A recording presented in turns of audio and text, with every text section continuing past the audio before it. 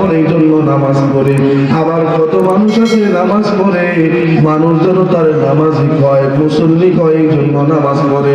না না না, মানুষকে দেখানোর জন্য কেউ যদি 1000 বছরও নামাজ পড়ে, এক ওয়াক্ত নামাজের দাম আল্লাহর কাছে নাই। এক ওয়াক্ত নামাজের দাম আল্লাহর কাছে নাই। নামাজ পড়তে হবে কেন? আল্লাহর জন্য নামাজ পড়তে হবে, আল্লাহর ভয় অন্তরে থাকার কারণে।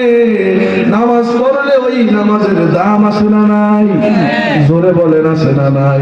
বর্তমানে আমাদের ভিতরে তাকওয়া নাই, মুত্তাকি দাবি করি অথচ তাকওয়া নাই। আল্লাহ বলেন ইন্না আকরামাকুম ইনদাল্লাহি আতকাকুম। বান্দা তুমি জানো তাকওয়াওয়ালার কত দাম? হয় তাকওয়া যার ভিতরে যত বেশি, আল্লাহর কাছে তার দাম তত বেশি।